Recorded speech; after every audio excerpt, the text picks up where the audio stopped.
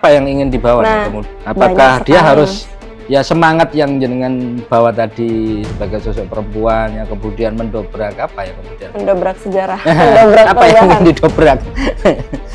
Saya kemarin sempat ke beberapa tempat dan saya nggak sampai pemeriksaan secara ini, tapi karena saya basicnya perawat, sekilas saya tanya umurnya berapa dan sebagainya. 50% dari anak yang saya temui mengalami stunting.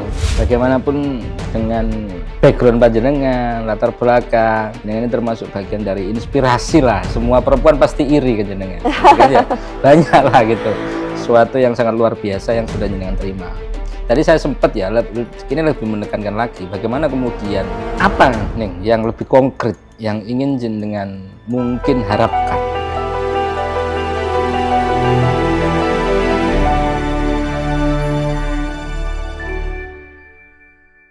Nggak sampai duduk aja. Iya. Jadi ini salah satu buku yang waktu itu menjadi pemicu saya tertarik untuk mempelajari lebih banyak tentang kepemimpinan gitu. Karena sedikit cerita dikit lagi ya. Saat saya kuliah dulu saya mendapat beasiswa di asrama rumah kepemimpinan namanya. Oh, ada asrama rumah kepemimpinan? Iya. Jadi itu seperti apa nih? Jadi itu lembaga ngaji kitab kuning gitu. Lembaga yang bisa saya bilang pesantren mahasiswa sebenarnya, konsep basicnya. Tapi di sana dia benar-benar menanamkan nilai religius nasionalis. Gitu. Oh, ada ya nih kayak gitu ya. Ada. Itu saat itu ada di 7 PTN di seluruh Indonesia. Jadi regional pertama di Universitas Indonesia. Itu selain yang lainnya di Bandung, ada di ITB, kemudian di UGM di Yogyakarta dan di beberapa PTN lainnya. Nah, itu waktu itu kompetitif seleksinya, kayak dari sekitar hampir 1.000 orang yang daftar, tapi diambil hanya 30 orang. 30 orang dari satu universitas tadi ya? Iya. Dari anak kan UI yang lolos termasuk yang dari 30 orang? Iya, alhamdulillah. Nah, itu jadi kita selama 2 tahun kita tinggal di asrama, mondok lagi. Jadi saya kalau SMP mondok, alia mondok, kuliah mondok lagi, alhamdulillah. Selama 2 tahun kita di situ di asrama dan ya sebagaimana seperti di pesantren ada kegiatan-kegiatan, ada ngaji-ngaji. Jadi kita wajib sholat berjamaah, kita wajib dzikir dan lain sebagainya. Tapi di sisi lain juga kita ngaji tentang kepemimpinan. Selain ngaji tentang kita ngaji tentang fikih, ngaji tentang Islam kontemporer, tapi juga kita ngaji tentang leadership, tentang demokrasi dan lain sebagainya. Ngaji politik juga berarti. Ngaji politik benar. Berarti sudah 2 tahun di ketika ngampus di sana? Iya.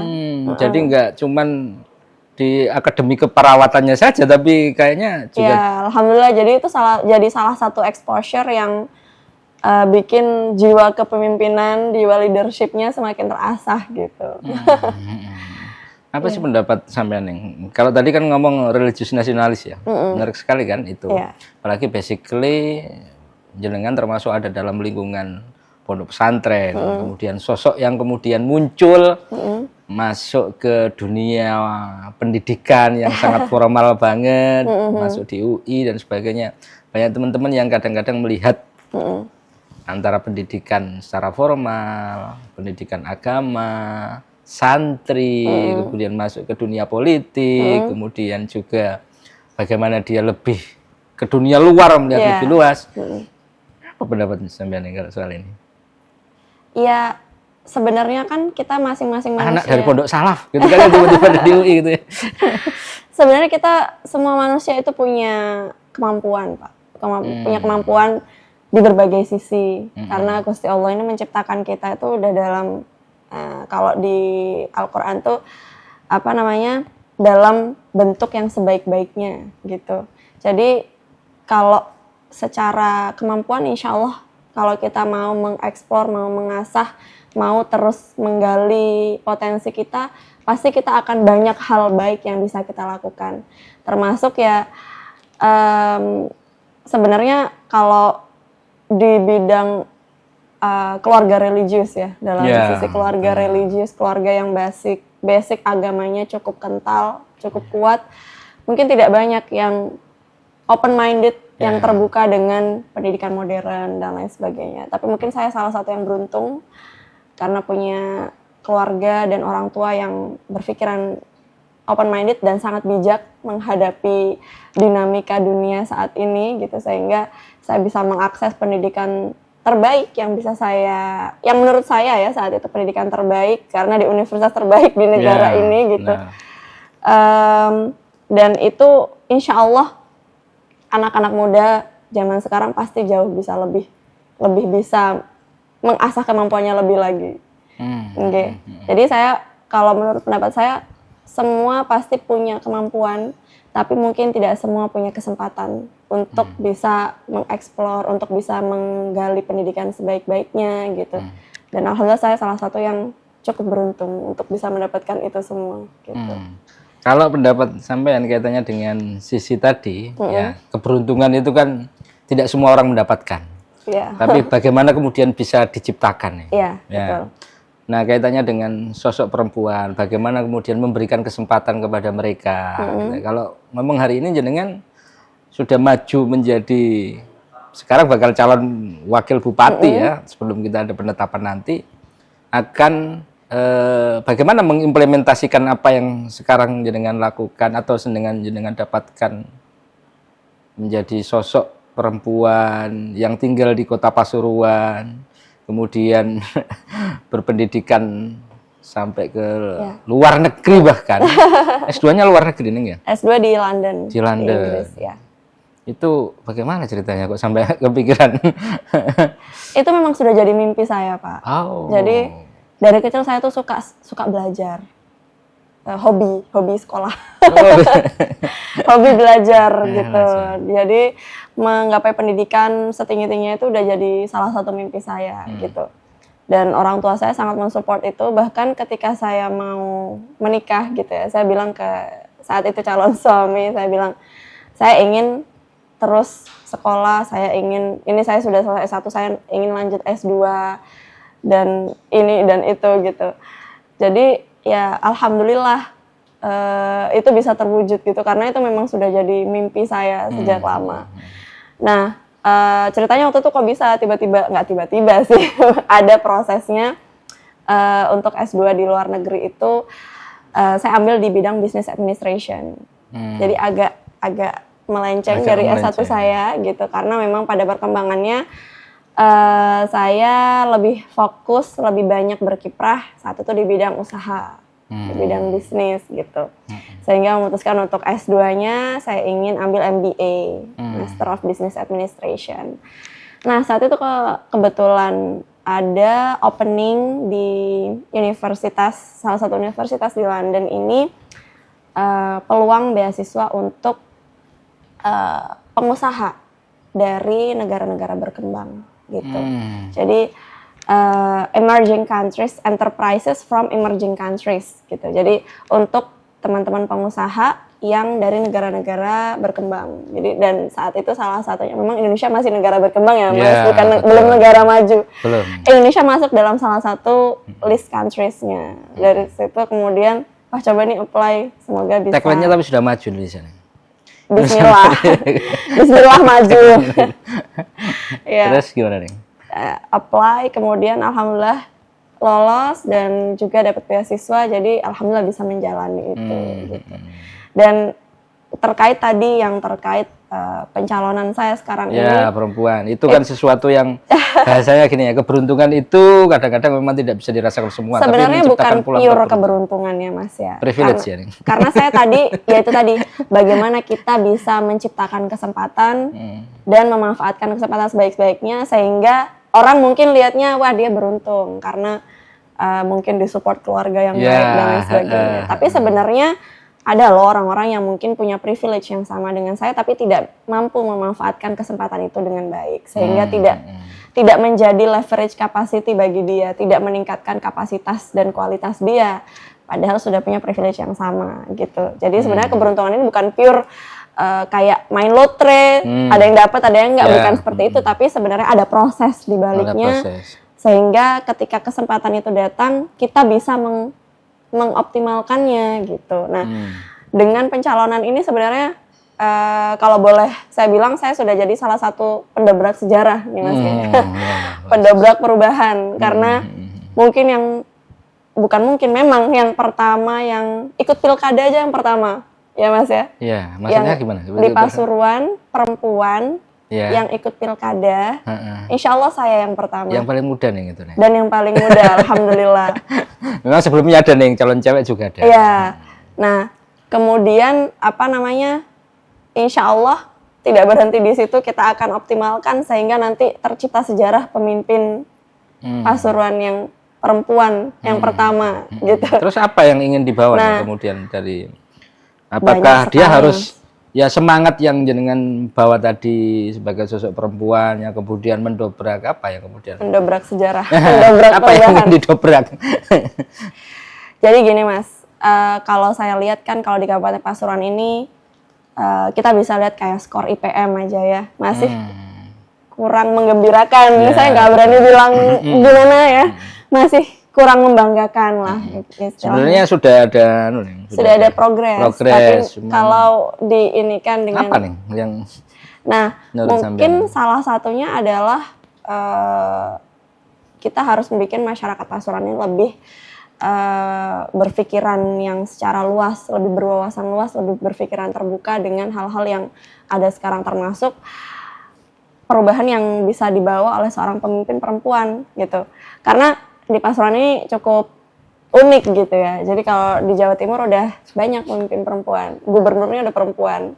Tapi kalau di Pasuruan ini pemimpin perempuan kok sepertinya suatu hal yang tabu gitu ya. Padahal skill kepemimpinan itu bukan berdasar dari gender laki-laki atau perempuan. Saya percaya itu pertama. Oh iya, pejuang gender. Karena kalau di Al-Quran ya Mas ya, ngomongin segala sesuatu kalau di Al-Quran disampaikan muslimin wal muslimat gitu ya. Jadi setara kedudukannya antara perempuan dengan laki-laki. Ada beberapa hal yang mungkin tidak sama memang, tapi Allah memandang kita ini setara. Tidak ada yang lebih tinggi kecuali iman dan takwa, kan gitu. Oke, Neng Wardah. Jadi panjenengan kan sekarang kayaknya sudah menjadi banyak harapan, terutama banyak harapan karena jenengan sudah maju sebagai calon wakil bupati. Iya. Artinya sebagai sosok perempuan apa yang sekiranya pengen ditransformasikan. Nah, Kabupaten Pasuruan ini kan juga banyak masyarakat kita, terutama kaum perempuan gitu, yang melihat panjenengan juga gitu ya. Cek enake keluarga gitu ya. Cari keluarga secara privilege, kuliahnya di UI, bisa ke London. Nah, bagaimana kemudian ini menjadi semangat kemudian bagi masyarakat, dan kalau jenengan tadi juga nyinggung soal IPM. Gimana nih kemudian? Jadi saya percaya kalau perempuan itu punya hak yang sama untuk bisa berkarya, berdaya, untuk mengembangkan potensi dan kemampuannya sehingga bisa memberikan kebermanfaatan dan kemaslahatan untuk masyarakat sekitarnya. Saya percaya itu yang pertama. Dan dengan bekal yang sudah saya dapatkan dari pendidikan saya, dari pengalaman saya, insya Allah ke depannya kita akan lebih memfokuskan bagaimana perempuan bisa lebih banyak berperan, berkontribusi, utamanya untuk meningkatkan kesejahteraan. Ketika ngomong kesejahteraan ini, kita nggak hanya bicara secara tingkat ekonomi, tapi juga dari kesehatan, dari pendidikan, dan lain sebagainya. Jadi dalam lingkup yang kecil saja, misalnya saya kemarin sempat ke beberapa tempat dan saya nggak sampai pemeriksaan secara ini, tapi karena saya basicnya perawat ya, jadi saya diperiksa. Enggak, saya salaman sama beberapa anak kecil, sekilas saya tanya umurnya berapa dan sebagainya. Itu saya udah 50% dari anak yang saya temui ini mengalami stunting dan berisiko mengalami gagal tumbuh. Ini di mana nih? Di wilayah Kabupaten Pasuruan. Ya waktu itu saat itu ketika bertemu dengan masyarakat ya? Iya. Sudah keliling-keliling masyarakat. ini aja sih menyapa gitu. Nah, karena saya basicnya perawat, jadi saya punyalah sedikit ilmu. Saya nggak memeriksa sampai bagaimana, cuma saya salaman, saya tanya umur berapa gitu. Saya lihat postur tubuhnya dan lain sebagainya. Jadi dari resiko kesehatan ini masih sangat tinggi gitu. Dan kita nggak bisa maksudnya kita nggak bisa mengharapkan pertumbuhnya manusia yang cerdas, yang kemudian punya kualitas yang tinggi kalau kondisi kesehatannya saja tidak diperhatikan. Lebih seperti itu. Dan kita tidak bisa menafikan bahwa salah satu faktor utama untuk kesehatan anak ya dari keluarganya, utamanya dari orang tuanya, gitu, dari ibunya. Gimana kita nanti bisa memberikan edukasi tentang gizi yang seimbang, nutrisi yang dibutuhkan untuk pertumbuhan anak-anak. Dan sebenarnya karena banyak sekarang edukasi yang beredar di luar sana, mungkin berasal dari kota-kota besar ya Mas ya. Misalnya MPASI ya, makanan pendamping ASI buat anak-anak yang masih 6 bulan sampai 2 tahun itu Mas. Oh, yang tinggi protein tuh ikan salmon. Di Pasuruan di mana beli ikan salmon gitu ya. Padahal Pasuruan ini gudangnya ikan laut itu banyak sekali sumbernya. Dan bahkan misalnya kalau bicara sumber protein, katakanlah, itu ikan lele juga protein tinggi itu. Terus itu pengganti salmon? Iya, maksudnya bukan pengganti, maksudnya itu bisa dijadikan referensi gizi seimbang dengan kearifan lokal. Dampaknya akan multiplier efek Mas. Kalau misalnya nanti kita bisa menggalakkan misalnya gizi seimbang, nutrisi yang memadai untuk perkembangan anak, dampaknya tidak hanya secara kesehatan, tapi juga secara pemberdayaan ekonomi. Karena kita akan mengutamakan sumber-sumber makanan yang memang produksinya Pasuruan gitu, yang memang kaya dengan hasil laut gitu ya, yang ternyata sangat tinggi nilai gizinya gitu.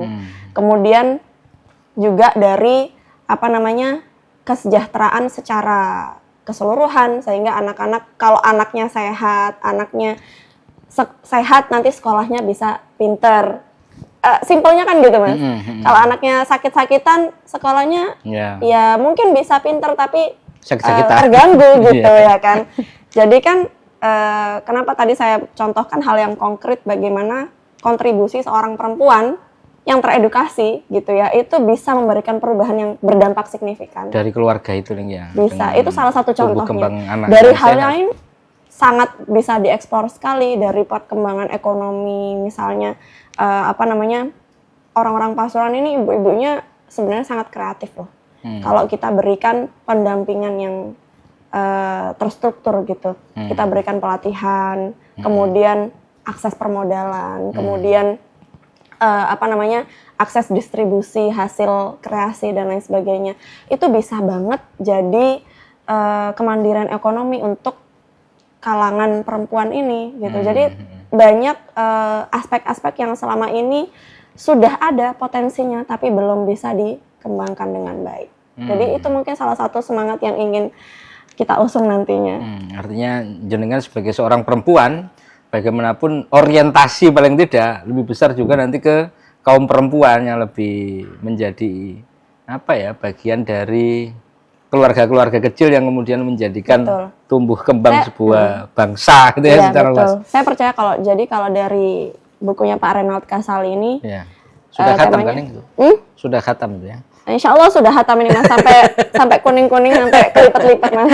Gimana kan? Ini waktu itu sempat ditandatangani juga sama Pak Reinald. Mantap, ini berarti langsung dapat dari penulisnya ini. Alhamdulillah, jadi ini masa depan ada di tangan pemimpin yang maju, yang mampu mengubah constraint menjadi kesempatan. Apa constraint itu Mas? Constraint itu hambatan. Oh, hambatan. Ya tadi misalnya kalau di Kabupaten Pasuruan mau cari makanan bergizi tinggi, seperti yang ditulis di media-media salmon dan lain sebagainya agak susah. Tapi itu bukan hambatan, karena di Pasuruan banyak kesempatan, banyak sumber-sumber protein lain yang sangat bisa diinikan. Nah, di sini Mas ada salah satu part favorit saya, Mas. Nah, ini tentang otonomi dan kesejahteraan masyarakat. Jadi ada 7 manfaat utama yang diharapkan dari pemberlakuan otonomi daerah, karena secara resmi kan mungkin otonomi daerah, pemilihan kabupaten, pemilihan pemimpin daerah yang secara terbuka itu kan masih belum lama ya. Gitu. Nah, yang pertama tingkat pelayanan dan kesejahteraan masyarakat. Makanya tadi saya bilang tentang kesehatan, tentang pendidikan, kemudahan. Makanya tagline-nya mudah. Iya. Jadi bagaimana semuanya harus bikin masyarakat hidupnya tambah mudah, kan gitu tujuannya. Pelayanan ya. Pelayanan dan lain-lainnya tentang kehidupan demokrasi, keadilan pemerataan. Nah itu karena yang nomor 1 tentang tingkat pelayanan dan kesejahteraan masyarakat. Makanya tadi yang saya bahas sama Mas Yogi, contoh detailnya konkretnya seperti itu. Gitu. Tapi kadang-kadang teori nggak sama dengan realita. Betul. Ada banyak problematika yang ada birokrasi dan sebagainya. Betul. Sehingga yang bisa kita lakukan sebagai di pemerintahan kan bagaimana kita ngerti teorinya, tapi juga mampu memformulasikan strategi untuk bisa mempraktikannya dengan sesuai, kan gitu. Jangan alah teori doang, praktek nggak bisa loh. Kita justru belajar teorinya dulu, baru bisa mempraktekkan, kan gitu, Mas. Ibaratnya gampangnya ya. Kita kalau masak, kita tuh udah tahu Mas teorinya garam itu asin, gula itu manis, ya kan? Udah tahu teorinya. Teorinya Mas. itu. Teorinya. Sebelum praktek, jangan kebalik, ya kan? Ya seperti itu. Baru tahu kalau ini ternyata yang dimasukkan garam ya. Enggak Mas, nggak salah kalau itu. Iya, gampangannya seperti itu gambarannya, gitu. Nah, paling tidak gini, beberapa poin jenengan tadi sudah nyampaikan ya, kaitannya dengan, nah kita ngomong lagi realita nih ya, bagaimanapun sebuah tantangan, apalagi jenengan juga adalah sosok perempuan dan sebagainya. Selama ini, ya saya tidak terlalu negatif thinking, tapi perempuan sendiri tidak mendukung perempuan, itu sangat baik sekali. Pendapat sampean nih, gimana? Nah, ini agak... Justru yang dukung cowok itu perempuan. Gitu ya. Gimana? Itu agak apa ya yang terjadi itu nih? Agak ya mungkin agak fenomena yang agak kurang bisa dijabarkan secara teoritis ya. Tapi percaya nggak itu terjadi? Percaya. Apa yang terjadi nih kepada perempuan misalnya gitu? Mungkin memang banyak dinamikanya ya, banyak dinamikanya. Ya mungkin salah satunya. Tapi ini saya tidak mengamini juga sih Pak sebenarnya, karena kita orang Jawa Timur. Ya, asli orang Pasuruan. Gubernur kita siapa? Oh ya. Dan sekarang banyak sehingga jadi. Nah, dan sekarang Pilgub Jawa Timur calonnya ada 3 perempuan semua. Nah, berarti luar biasa perempuan. Seperti apa? Katanya perempuan selalu menarik loh. Nah, kita orang Jawa Timur nih Pak. Iya, jadi iya, saya tidak terlalu mengamini itu. Jadi ya mungkin katakanlah itu ya dinamika masyarakat biasa, gitu kan, dinamika biasa yang ada di masyarakat yang sebenarnya tidak bisa disamaratakan juga, gitu. Kalau yang saya alami, yang saya terima selama ini, alhamdulillah setiap ketemu ibu-ibu, setiap ketemu kakak, mbak-mbak, anak-anak kuliahan, anak-anak santri, wah senang sangat banget, antusias dan sangat excited dengan hal itu, gitu. Ya, Neng, secara background. Ya namanya ini ya ada yang positif, ada yang negatif, pasti ada, gitu. Kita nggak bisa memaksakan semuanya positif. Bagaimanapun dengan background panjenengan, latar belakang, jenengan ini termasuk bagian dari inspirasi lah. Semua perempuan pasti iri ke jenengan. Banyak lah gitu. Suatu yang sangat luar biasa yang sudah jenengan terima. Tadi saya sempat ya, ini lebih menekankan lagi. Bagaimana kemudian, ya salah satunya mungkin tadi ngomong masalah stunting dan sebagainya. Apa Neng yang lebih konkret yang ingin jenengan mungkin harapkan? Ya, saya tidak ngomong tawarkan, itu janji politik. Tapi yang panjenengan harapkan untuk Pasuruan, terutama kaum perempuan muda lah, dengan sendiri salah seorang yang masih muda, mungkin lebih melek teknologi, secara komunikasi dan sebagainya. Apa nih yang pengen jenengan harapkan menjadi sebuah hal yang terjadi di Pasuruan dengan bagaimanapun Pasuruan sangat kaya sekali gitu. Sangat kaya. Jadi kalau bicara hal konkret banyak sekali yang ada di otak saya sebenarnya. Sudah numpuk ini. Udah mau meledak ini rasanya gitu. Pengen ini, pengen itu, harap ini. Jadi contoh aja kemarin saya sempat ke Tosari gitu kan. Dan saya juga sudah ke Tosari nih? Sudah.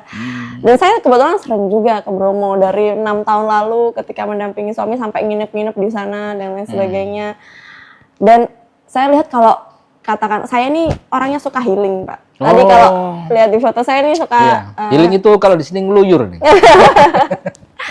Suka healing, itu suka berlibur gitu. Jadi saya melihat Pasuruan ini sebenarnya potensi pariwisatanya sangat luar biasa.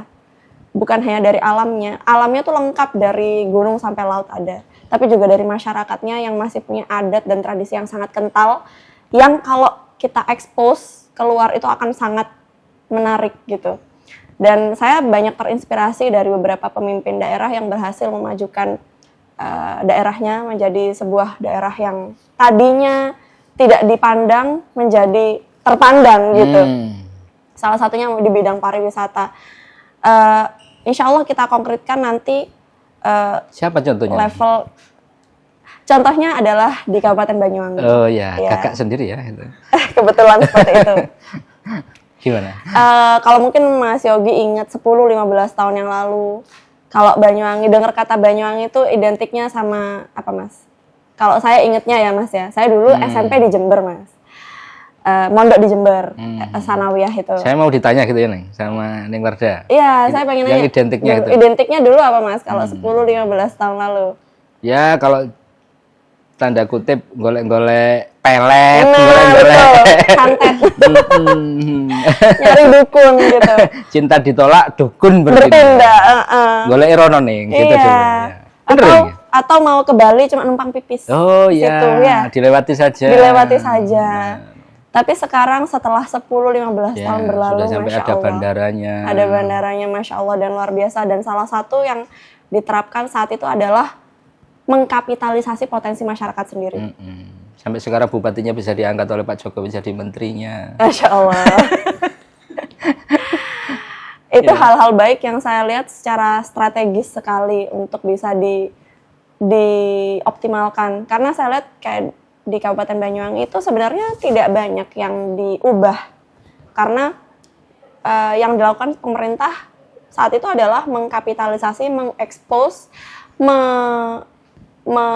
menterkenalkan ibaratnya, mempopulerkan apa yang sudah ada di Banyuwangi.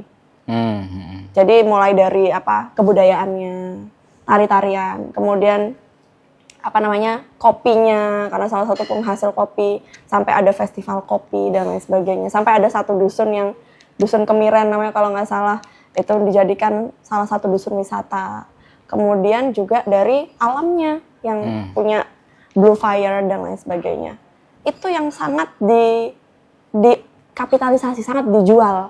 Jadi bukan, katakanlah gini, kalau berpikirnya hanya terkait profit ya, kita akan berpikir, bikin tempat wisata baru di Pasuruan, kemudian mendatangkan gitu. Ya itu nggak apa-apa, tapi lebih baik yang paling utama adalah mengoptimalkan dulu potensi dari Pasuruan sendiri. Jadi misalnya terkait Bromo ini sudah masuk PSN loh Pak. Bromonya sudah masuk program strategis nasional. Jadi kita bagaimana bisa mengkapitalisasi peluang itu Pak. Gimana? Tosarinya berarti ya? Iya. Kalau ngomong kabupaten? Iya, kalau ngomong di kabupaten ya. Nah, ini kan salah satu contoh konkret ya.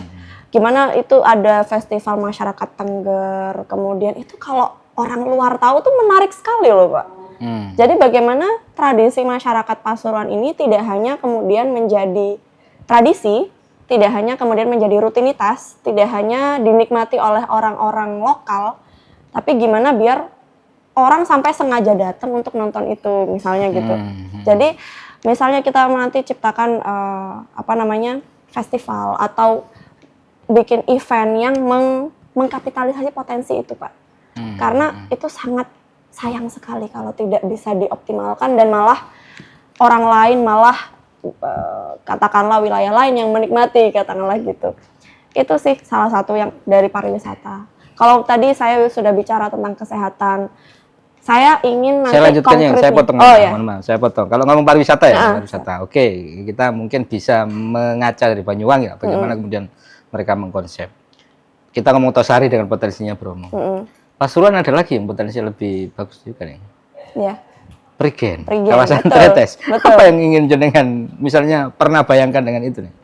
Tretes dengan potensinya, ada suasana alam, itu juga tidak kalah dengan Batu, tidak kalah dengan Trawas. Tapi sampai sejauh ini tidak begitu diperhatikan. Bagaimana menjadi potensi pariwisata ketika kita ngomong Banyuwangi tadi, apa ya, mindset tanda kutip yang seringkali itu, padahal ini potensi untuk PAD juga sangat lumayan.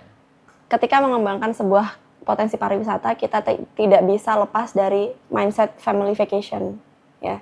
Karena sebagian besar orang kalau liburan pasti ngajak keluarganya, ya, pasti ngajak keluarganya, anak-anaknya gitu, sehingga konsep wisatanya ini harus family friendly, gitu. Family friendly. Iya, harus nyaman, ya? Harus aman, nyaman, dan menyenangkan, gitu.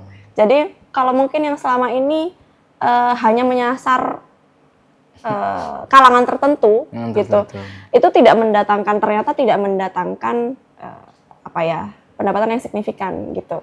Karena sebetulnya harusnya kita menyasar yaitu family friendly vacation, di mana kita menciptakan pariwisata yang aman, nyaman, dan menyenangkan untuk semua kalangan, gitu. Kalau tanda kutipnya gimana sih cara tanda kutipnya wisata Tretes misalnya untuk?